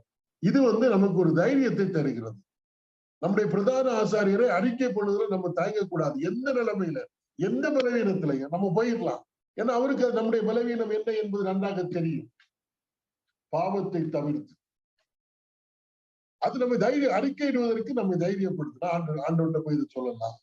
என்னுடைய கவலையை நான் சொல்லலாம், என்னுடைய தோல்வியை நான் சொல்லலாம், என்னுடைய சோர்வை நான் சொல்லலாம், நான் விழுந்து விடுவேனோ என்கிற அந்த பயம் இருக்கு, அந்த பயத்தை நான் சொல்லலாம். ஏனென்றால் எல்லா விதத்திலும் நம்மை போல அவர் சோதிக்கப்பட்டவர், பாவம் இல்லாத பிரதான ஆசாரியர். அவர் நம்ம இடத்துல நம்முடைய நிலைமையை உணரக்கூடியது. இப்ப நீங்க எங்கிட்ட ஒரு காரியத்திற்காக ஜெபம் பண்ண சொல்றீங்க, அது ஒரு கஷ்டமான ஒரு காரியம். ஆனா எனக்கு அதை உணர்ந்து உங்களுக்காக ஜெபம் பண்ண முடியாது. நீங்க சொன்னீங்க, நான் ஜெபம் பண்ணேன், அவ்வளவுதான். ஆனா இயேசு கிறிஸ்து அப்படி அல்ல. அவர் இந்த பூமியில இருந்ததுனால உங்களுடைய கவலை என்ன என்பதை அவர் அனுபவித்திருக்கிறார். ஒருவேளை நிராகரிப்பா இருக்கலாம். இப்ப யாராவது நம்ம நிராகரிச்சுட்டாங்க, இல்லாட்ட அற்பமாக எண்ணுகிறார்கள், நமது கவலை எல்லாரும் என்னை கைவிட்டுட்டாங்க, என்னை அற்பமா எண்ணுகிறார்கள் சொல்றாங்க, நீங்க எனக்கா ஜோம் பண்ணுங்க, நான் ரொம்ப சோர்ந்து போயிட்டேன். இது இயேசு கிறிஸ்து பண்ணாருன்னா அவர் இந்த பூமியில இருந்த வேளையில நிராகரிப்பை சந்தித்தவர், பிறராலே அற்பமாக அவர் எண்ணப்பட்டவர், தன்னுடைய உறவினர்களாலே கூட அவர் அற்பமாக எண்ணப்பட்டவர், சொந்தக்காரர்கள் கூட அவரை விசுவாசியாமல் இருந்தார்கள். அதனால அவர் வேண்டுதல் செய்வது என்னன்னா, நம்முடைய இடத்தில் நம்ம அனுபவிக்கக்கூடிய கஷ்டத்தை அவர் உணர்ந்தவராக இருப்பதினாலே அவர் நமக்காக வேண்டுதல் செய்யக்கூடிய சரியான பிரதான ஆசாரியர். அவர் மனிதர்கள் நமக்கு வேண்டுதல் செய்யறது போல அல்ல. அதனால சொல்லப்பட்டிருக்கு, நம்முடைய பலவீனங்களை குறித்து பரிதபிக்க கூடாத பிரதான ஆசாரியர் நமக்கிராமல் எல்லா விதத்திலும் நம்மை போல் சோதிக்கப்பட்டும் பாவம் இல்லாதிருக்கிற பிரதான ஆசாரியரே நமக்கு இருக்கிறார். இந்த ஆசாரியரை விட்டுட்டு நீங்க நியாயப்பிரமாண முறைமையின்படியான ஒரு ஆசாரியரை நாடுகிறீர்களே, அவருக்கு இந்த அனுபவம் உண்டா? என்ன அடுத்த அதிகாரத்தை சொல்றாரு, அவரு நம்மை போல நியாயப்பிரமாண முறைமையின் படியிலான ஆசாரியர்களும் நம்மை போல பலவீனத்திற்கு உட்பட்டவர்கள். எப்படி இஸ்ரவேல் ஜனங்கள் தங்களுடைய பாவத்திற்காக பலி செலுத்த வேண்டியதாக இருந்ததோ அதே போல அவர்களும் பலி செலுத்த வேண்டும். ஆனால் இப்பொழுது இருக்கக்கூடிய தேவகுமாரனாகிய இயேசு என்கிற பிரதான ஆசாரியர் எல்லா விதத்திலும் நம்மை போல சோதிக்கப்பட்டவர், ஆனால் பாவம் இல்லாதவர். அவரை விட்டுட்டு நீங்க நியாயப்பிரமாணத்தின் அடிப்படையிலான பிரதான ஆசாரியர்கள் நீங்க தேடலாமா அப்படின்னு கேட்கிறாரு. அடுத்து சொல்றாரு, அவர்கிட்ட நம்ம எப்பவுமே போலாமே. 16வது வருஷம் ஆதலால் நம்ம பின்மாற்றத்துக்கு காரணம் என்ன, சோர்ந்து போகிறதுக்கு காரணம் என்னன்னா, இந்த சோர்வுல நமக்கு உதவி செய்ய யாருமே முடியாதுன்னு நினைச்சிடுறோம். நம்ம இனி உற்சாகப்படுத்துறது யாரும் இல்லைன்னு நினைச்சிடுறோம். இல்ல, ஒருத்தர் இருக்கிறான்னு சொல்றாரு. அது மனிதர் அல்ல, என்றென்றைக்கு உயிரோடு இருக்கக்கூடிய மகா பிரதான ஆசாரியர் ஒருவர் இருக்கிறார். அவர் நம்மை போல எல்லா விதத்திலும் பலவீனங்களை எல்லாம் நன்றாக அறிந்தவர், உணர்ந்தவர். அதுல உற்சாகப்படும். அவரிடத்துல போகிறப்போ அந்த சோர்வு நீங்கி நாம் திரும்பவும் நம்முடைய கிறிஸ்தவ வாழ்க்கை, விசுவாச வாழ்க்கை ஓட முடியும். இடையில பிரேக் பண்ண வேண்டிய அவசியம் கிடையாது. கடைசி வரை ஓடலாம். நமக்கு ஒருத்தர் இருக்கிறார் 24 மணி நேரமும் நமக்கு உதவி செய்வதற்கு. பிதாவுடைய வலது பக்கத்துல ஒருத்தர் இருக்கிறார். அவரிடத்துல உதவியை நாடாமல் ஐயோ நான் போயிட்டேன் இது ஆயிட்டா என்ன சொல்றது? நான் இன்னைக்கு ஸ்ரீலங்கா போயிருந்துமே ஒரு தம்பியை பார்த்தேன். நான் 2007 அவனை பார்த்திருக்கேன். அப்புறம் கொஞ்ச நாள் காணல. திருமணம் முடிந்த பிறகு 2-3 ஆண்டுகள் கர்த்தரை விட்டு நான் வெளியே போயிட்டேன். ஏன்னா திருமணம் முடிஞ்சு குழந்தை இல்லை. அப்ப கேள்வி கேட்க ஆரம்பிச்சுட்டேன். நான் இவ்வளவு ஆண்டவரை உண்மை நம்பி வந்தேன், எனக்கு இப்படி குழந்தை இல்லாம போயிடுச்சுன்னு. ஒரு 2-3 ஆண்டுகள் நான் கர்த்தரை விட்டு பின்வாங்கி இருந்தேன். நான் அப்ப கேட்டேன், அது என்ன உங்க விசுவாசம் என்ன ஆச்சு அப்படின்னு. ரொம்ப கண்கள் எல்லாம் கலங்கி விட்டது. நான் இப்ப அதை உணர்றேன். அது இப்ப நான் உணர்றேன். எந்த பலவீனமாக இருந்தாலும், எந்த குறைவாக இருந்தாலும் நம்மை உற்சாகப்படுத்துவதற்கு, நமக்கு உதவி செய்வதற்கு ஒரு மகாபிரதான ஆசாரியரை தேவன் தந்திருக்கிறார். அவரிடத்துல செல்லலாம். அதே நம்முடைய அன்றாட வாழ்க்கையில அறிக்கையிடணும். அதுல இருந்து பின்மாற்றத்திலிருந்து நான் தப்பிடலாம், சோர்வுல இருந்து நான் தப்பலாம், நான் உற்சாகப்படலாம். அதுதான் அவங்களுக்கு சொல்றாரு. ஆனா இவங்களுக்கு அப்படி எல்லாம் போயிடுச்சு. அதாங்க சொல்லப்பட்டு 16வது வசனம், ஆதலால் நாம் இரக்கத்தை பெறவும் ஏற்ற சமயத்தில் சகாயம் செய்யும் கிருபையை அடையவும் தைரியமாய் கிருபாசன தண்டையிலே சேரக்கடவும். தைரியமாய் கிருபாசன தண்டையிலே சேரக்கடவும். பழைய ஏற்பாட்டுல இதை போய் யாராவது இஸ்ரவேல் ஜனங்கள்கிட்ட சொன்னாங்கன்னா, நீங்க கிருபாசன தண்டை போகலான்னு சொன்னா அவங்க உடனே பல கேள்வி. எப்படி நாங்க எல்லாம் போக முடியாது? இந்த ஆர்வன் தான் போக முடியும், இல்லைன்னா இளையசர் தான் போக முடியும், நாங்க எல்லாம் போக முடியாது. இன்னைக்கு தைரியமா நமக்கு கிருபாசன தண்டையில் போலாம். எதுக்குன்னா, நாம் இரக்கத்தை பெறவும் ஏற்ற சமயத்தில் சகாயம் செய்யும் கிருபை அடை. எல்லா சூழ்நிலைக்கும் நமக்கு உதவி கிடைக்கும். அதற்கு தைரியமாய் கிருபாசனத்தில் சேரக்கடவும். இதை நம்ம வாழ்க்கையில இயேசு கிறிஸ்து மகாபிரதான ஆசாரியர் இருக்கிறார் என்பதை அறிக்கையிட வேண்டும். அன்றாட வாழ்க்கையில ஒரு பேச்சுல சொல்லி பிரயோஜனம் இல்லை. இப்ப எனக்கு மனசுல ஒரு பெரிய கவலை இருக்குது. எனக்கு ஒரு மகாபிரதான ஆசிரியர் இருக்கிறார். அதனால நான் கிருபாசன தண்டையில போய் தேவனுடைய இரக்கத்தை பெறலாம், ஏற்ற சமயத்தில் சகாயம் செய்யும் கிருபையை அடையலாம் என்று வேதம் சொல்கிறது. அதை அறிவுபூர்வமா பிரசங்கிப்பதில்லை. என்னுடைய வாழ்க்கையில நான் கிருபாசன தண்டையில் போகணும், அதான் அறிக்கை பண்ணுறேன். நான் இதெல்லாம் விட்டுட்டு எனக்குன்னு அங்க எங்கேயாவது ஒரு ஜப கோபுரமா எங்கேயா இருக்கும், அங்க போய் எழுதி போட்டுட்டு இருந்தேன்னா யார அறிக்கை பண்றேன்? தைரியமாய் கிருபாசன தண்டையில் சேரக்கணும். கிருபாசனம் நமக்கு தெரியும், ஆசரிப்பு கூடாரத்துல மகா பரிசுத்த ஸ்தலத்துல இருக்கிறது. அங்கதான் மனிதனும் தேவனும் சந்திக்கக்கூடிய இடம் இல்லையா? பிரதான ஆசாரியர் வருஷத்துக்கு ஒரு முறை செல்வார். தேவனும் மனிதனும் சந்திக்கிற இடம் இரத்தத்தோடு செல்ல வேண்டும். நீங்க வேணா யாத்திராகமம் 25ஆம் அதிகாரம் 17 22 வரை படிச்சு பார்த்தீங்கன்னா அந்த கிருபாசனத்துவம் எதற்காக, கிருபாசனம் எதை சுட்டி காட்டுகிறது என்பதை குறித்து சொல்லப்பட்டிருக்கு. இன்றைக்கு நம்முடைய கிருபாசனம் தண்டையில்னா அங்க கர்த்தராகிய இயேசு கிறிஸ்து மகாபிரதான ஆசாரியர் இருக்கிறார். எப்பொழுது நம்ம போகலாம்? படிச்சு பாருங்க யாத்திராகமம் 25 17 22 15 25ஆம் அதிகாரம் 17 22. பசும் பொன்னினாலே கிருபாசனத்தை பண்ணுவாயாக. அது 2.5 முழ நீளமும் 1.5 முழ அகலமுமாய் இருக்க கடவுது. பொன்னினால் 2 கேருபீன்களை செய்வாயாக. பொன்னை தகடாய் அடித்து அவைகளை செய்து கிருபாசனத்தின் 2 ஓரங்களிலும் வைப்பாயாக. ஒரு புறத்து ஓரத்தில் ஒரு கேருபீனையும் மறுபுறத்து ஓரத்தில் மற்ற ஒரு கேருபீனையும் பண்ணிவை. அந்த கேருபீன்கள் கிருபாசனத்தின் 2 ஓரங்களிலும் அதனோட ஏக வேலையாய் இருக்கும்படி அவைகளை பண்ண கடவாய். அந்த கேருபீன்கள் தங்கள் செட்டைகளை உயர விரித்து தங்கள் செட்டைகளால் கிருபாசனத்தை மூடுகிறவைகளும் ஒன்றுக்கு ஒன்று எதிர்முகம் உள்ளவைகளுமாய் இருக்க கடவுது. கேருபீன்களின் முகங்கள் கிருபாசனத்தை நோக்குகிறவைகளாய் இருப்பதாக. கிருபாசனத்தை பெட்டியின் மீதில் வைத்து பெட்டிக்குள்ளே நான் உனக்கு கொடுக்கும் சாட்சி பிரமாணத்தை வைப்பாயாக. அங்கே நான் உன்னை சந்திப்பேன். கிருபாசனத்தின் அங்கே நான் உன்னை சந்திப்பேன். கிருபாசனம் தேவன் மனிதனை நம்மை சந்திக்கிற இடம். இப்ப நம்ம கிருபாசன தண்டையில போறதுக்கு இயேசு கிறிஸ்துவின் நாமத்தினால நமக்கு தைரியம் உண்டாயிருக்கிறது. அவரால் வழி திறக்கப்பட்டிருக்கிறது. அவரே நம்முடைய பிரதான ஆசாரியராக இருக்கிறதுனால நம்ம தைரியமாய் கிருபாசன தண்டைக்கு போகலாம். அதுக்கு இந்த எபிரேயர் 10ஆம் அதிகாரத்துல வருகிறப்ப எப்படி சொல்லப்பட்டிருக்குன்னா மகா பரிசுத்த ஸ்தலத்தில் பிரவேசிக்கிற சிலாக்கி. அது எதை மீன்படுகிறாருன்னா கிருபாசன தண்டையில. அந்த வசனத்தை நீங்கள் படித்து பாருங்க. 10ஆம் அதிகாரம் எபிரேயர் 10ஆம் அதிகாரம் ஹீப்ரூஸ் 10 19வது வசனம். ஆகையால் சகோதரரே, நாம் பரிசுத்த ஸ்தலத்தில் பிரவேசிப்பதற்கு இயேசுவானவர் தமது மாம்சமாகிய திரையின் வழியாய் புதிதும் ஜீவனுமான மார்க்கத்தை நமக்கு உண்டு பண்ணினபடியால் அந்த மார்க்கத்தின் வழியாய் பிரவேசிப்பதற்கு அவருடைய இரத்தத்தினாலே நமக்கு தைரியம் உண்டாயிருக்கிறபடியினாலும் தேவனுடைய வீட்டின் மேல் அதிகாரியான மகா ஆசாரியர் நமக்கு ஒருவர் இருக்கிறபடியினாலும்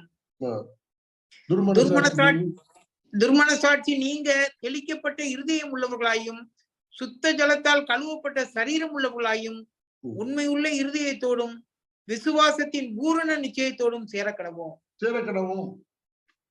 இவ்வளவு நம்ம விசுவாசிக்கிறோம்னா அதை அறிக்கை பண்ணாங்க.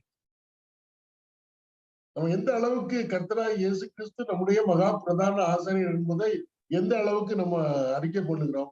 அப்படி அறிக்கை பண்ணுவதா இருந்தால் இன்னைக்கு நிறைய என்ன சொல்லுவாங்க இல்ல சோகால்டு பெரிய பெரிய கார்பரேட் ஊழியக்காரங்க நாங்க தான் ஜெபத்திற்கு உங்களுக்காக ஜெபிக்கக்கூடியவர்கள் என்கிற இது இன்னைக்கு இவ்வளவு பிராஸ்பரா இருக்காது. நம்ம அறிக்கை பண்ணவில்லை.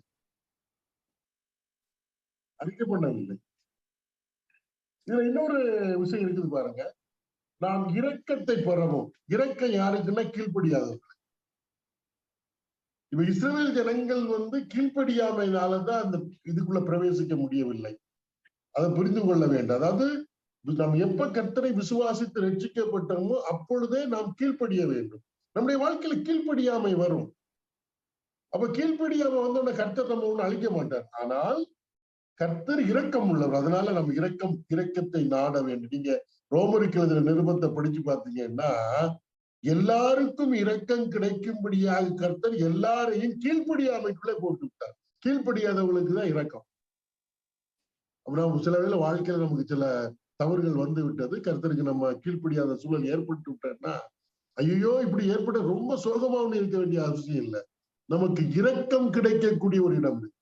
இல்லாண்டவரே நான் உண்மையாகவே நான் கீழ்ப்படியாம போயிட்டு தயவாக நீர் மன்னியும், நீ இரக்கத்தில் ஐஸ்வர்யம் உள்ளவர் அல்லவோ, நீ இரக்கத்தை தரக்கூடியவர் அல்லவோ என்று கர்த்தரிடத்துல போலாம். அதான் இரக்கத்தை பெறவும். ஏற்ற சமயத்தில் சகாயம் செய்யும் கிருபை அடை. அந்தந்த நேரத்திற்கு என்னென்ன உதவி நமக்கு தேவை என்கிற அந்த அதை அடையவும் தைரியமாய் கிருபாசன தண்டையிலே சேர கடவும். அந்த கிருபாசன தண்டையில் சேருவதற்கு இயேசு கிறிஸ்து தம்முடைய சரீரத்தின் வழியாக அந்த லிவிங் வே, ஜீவ வழியை திறந்தார். அவருடைய இரத்தத்தினால நமக்கு தைரியம் உண்டாயிருக்கிறது. அவர் உயிர்த்தெழுந்து இன்றைக்கு பிதாவினுடைய வலது பக்கத்துல வீற்றிருப்பதனால நம்ம தைரியமா போலாம். இன்னொரு நியாயப்பிரமாணத்தின் அடிப்படையிலான ஒரு பிரதான ஆசாரியர் நமக்கு தேவையில்லை, அந்த சிஸ்டமும் நமக்கு தேவையில்லை என்றுதான் சொல்லி இங்க நாம் அறிக்கை பண்ணுகிற பிரதான ஆசாரியராக இருக்கிற இயேசுவை நோக்கி பாருங்கள் என்று சொல்லப்பட்டிருக்கிறது. அவரை நோக்கி பார்க்கிறப்பதான் நமக்கு தெரியும் முக்கியமானது. தொடர்ந்து இந்த அடுத்த அதிகாரத்துல இது என்னன்னா, கர்த்தராகிய இயேசு கிறிஸ்து நம்முடைய மகா பிரதான ஆசாரியரும் நியாயப்பிரமாண முறைமையின்படி மனிதர்களிடத்திலிருந்து தெரிந்தெடுக்கப்பட்டு நியமிக்கப்பட்ட ஆசாரியருக்கு உள்ள வித்தியாசம், அதே வேளையில மகா பிரதான ஆசாரியர் கிறிஸ்துவனுடைய மேன்மை, அந்த ஆசாரியத்துடைய சிறப்பை நம்ம படிக்க இருக்கிறோம். அதை படிச்சு முடிக்கிறப்ப நமக்கே ஒரு நல்ல ஒரு சந்தோஷம். நாம் நம்முடைய பிரதான ஆசாரியராக இருக்கக்கூடிய கர்த்தராகிய இயேசு கிறிஸ்துவை அன்றாட வாழ்க்கையில அறிக்கை பண்ணுவதற்கு நம்ம தயங்க மாட்டோம். அது நம்முடைய வாழ்க்கையில அவரிடத்துல அதிக இரக்கத்தையும் அதிக ஒத்தாசையும் பெறுவதற்கு அது ஏதுவாக இருக்கும். எப்பொழுதும் நாம் அவருடைய கிருபாசன தண்டையில் சேருவதற்கு நம்ம தயங்கவே மாட்டோம். நம்ம யாரையும் சார்ந்து வாழ மாட்டோம். கர்த்தரை சார்ந்து, மகா பிரதான ஆசாரியர் கிறிஸ்துவை சார்ந்து அவரிடத்துல கிட்டி சேருவதில் நாம் எப்பொழுதும் ஆயத்தமாக உற்சாகம் உள்ளவர்களாக இருப்போம். அதை நம்ம 5ஆம் அதிகாரத்துல இருந்து நம்ம வாசிக்கிறோம். கர்த்தர் தாமே இந்த வசனங்களை நமக்கு ஆசீர்வதித்து தருவாராக. தொடர்ந்து இந்த வசனங்களை உள்வாங்கி தியானித்து நம்முடைய வாழ்க்கையில கடைபிடிப்போம். ஒரு காரியத்தை மட்டும் சொல்றேன், நான் ஆண்டவராக இயேசு கிறிஸ்துவை விசுவாசித்தேன் என்று சொல்வது நல்லது. ஆனால் அந்த விசுவாசத்தை நம்முடைய கீழ்ப்படிதல் மூலமாக, கர்த்தருக்கு கீழ்ப்படிதலின் மூலமாக நாம் அறிக்கை பண்ண வேண்டும், அதை வெளிப்படுத்த வேண்டும். எகிப்தில் இருந்து புறப்பட்ட ஜனங்கள் சந்தோஷமா போனாங்க, ஆனா அவருக்கு காணப்பட்டது கீழ்ப்படியாமை. அதனாலே வனாந்திரத்தில் எல்லாரும் அழிக்கப்பட்டார்கள். அது நமக்கு ஒரு திருஷ்டாந்தம். மிகுந்த ஜாக்கிரதையாக அதேபோல தேவன் மீது உள்ள அன்பினால கர்த்தருக்கு நாம் கீழ்ப்படிந்து அவருடைய வருகை வரையிலும் நம்முடைய ஜீவன் இருக்கிறது வரையிலும் இந்த கிறிஸ்துவ வாழ்க்கையை ஓட்டுவோம். கர்த்தர் தாம் இந்த வசனங்களை நமக்கு ஆசீர்வதித்து தருவாராக. ஆமென். எங்களை கிருபையை நேசிக்கிற அன்பின் பிதாவே, இந்த அருமையான வேலைக்காக ஸ்தோத்திரம். பரிசுத்த பிதாவே, எங்களுடைய நம்பிக்கையை நாங்கள் அறிக்கையிடுவதில்லை, தைரியமாக அறிக்கையிடுவதில்லை, இறுதி வரையிலும் நாங்கள் அப்படி செய்வதிலே உறுதியாக இருக்கிறீர். எங்களுக்கு உதவி செய்யும். எங்களுடைய மூதாதையர்கள் எகிப்திலிருந்து விடுதலையாகி சென்ற இஸ்ரவேல் ஜனங்கள் பரிசுத்த பிதாவை கீழ்ப்படியாமையினாலே இளைப்பாறுதலில் பிரவேசியாமல் போய்விட்டார். இளைப்பாறுதலின் காலத்துக்குள் அவர்கள் செல்லாமல் முடியாமல் போய்விட்டது. இந்த கீழ்ப்படியாமை எங்களுடைய வாழ்க்கையிலே வராதவனை பாதுகாத்துக் கொள்ளும். விசுவாச வீரர்களைப் போல அவருடைய வாழ்க்கையில் காணப்பட்ட அந்த கீழ்ப்படிதல் எங்கள் விசுவாசத்தினுடைய வெளிப்பாடாக நீர் மாற்றத்தக்கதா நீ உதவி செய்யும். எங்கள் நடைமுறை கிறிஸ்தவர்களாக நீர் வழிநடத்தும்படியாக உங்களுடைய சமூகத்திலே நாங்கள் ஜெபிக்கிறோம். பரிசுத்த பிதாவே, உமக்கு மறைவானது ஒன்றுமே கிடையாது. எங்களுடைய இருதயங்களை ஆராய்ந்து அறியக்கூடியவர். அப்படிப்பட்ட உமக்கு முன்பாக நாங்கள் கணக்கு ஒப்புவிக்க வேண்டும். ஆகவே எங்களுடைய எண்ணங்களை அறிகிற கர்த்தருக்கு முன்பாக உமக்கு பிரியமானவைகளை நாங்கள் செய்து நற்சாட்சி உள்ளவர்களாக வாழத்தக்கதான கிருபைகளை எங்களுக்கு நீ தந்தருளும்படியாக ஜெபிக்கிறோம். உம்முடைய வசனத்தை கொண்டு நன்மை எது தீமை எது என்று பகுத்தறிந்து நன்மையானவர்களை பின்பற்றத்தக்கதாக உதவி செய்யும். உம்முடைய வசனம் ஜீவனும் வல்லமையும் உள்ளது. அது இதுபுறமும் கருக்குள்ள எந்த பட்டயத்திலும் கருக்கானது.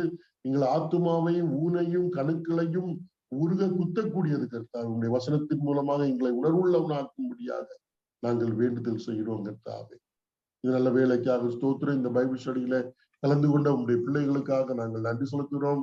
பொட்டிவாக்க சபையாருக்காக ஜெபிக்கிறோம். இந்த பைபிள் ஸ்டடி அவர்களுக்கு மிகுந்த பயனுள்ளதாக இருக்கத்தக்கதாக உதவி செய்யும். அடியாருக்கு தந்த இந்த வாய்ப்புக்காக ஸ்தோத்திரம். நாளை தினம் வாரத்தின் முதல் நாள் சபையாக கூடி ஆண்டவராக இயேசு கிறிஸ்துவை நினைவு கூறுவதற்கான ஒரு வாய்ப்பு கிடைத்திருக்கிறது. அதை நாங்கள் சரியான முறையிலே பயன்படுத்திக் கொள்வதற்கு வேண்டிய கிருபைகளை தாரும். நல்ல வேலைக்காக ஸ்தோத்திரம். கலந்து கொண்ட நம்முடைய பிள்ளைகளுக்காக நாங்கள் நன்றி செலுத்துகிறோம். ஒவ்வொருவருக்கும் பாரங்களும் கஷ்டங்களும் வேதனைகளும் உண்டு. ஆனால் எங்களுக்காக ஒரு பிரதான ஆசாரியர் உம்முடைய வலது பரிசத்துல இருக்கிறார் என்பதை அறிந்து அந்த பிரதான ஆசாரியரை அறிக்கையிடுவதிலே நாங்கள் அசைவில்லாமல் இருக்கிறீர். எங்களுக்கு உதவி செய்யும். எங்களை தாழ்த்தி உம்முடைய கருத்திலே ஒப்புக் கொடுக்கிறோம். எங்கள் ஆண்டவரும் இரட்சகரும் மீட்பரும் ஆகிய இயேசு கிறிஸ்து நல்ல நாமத்தில் இந்த ஜெபத்தையும் ஸ்தோத்திரத்தையும் எடுக்கிறோம் அன்பின் பிதாவே. ஆமென்.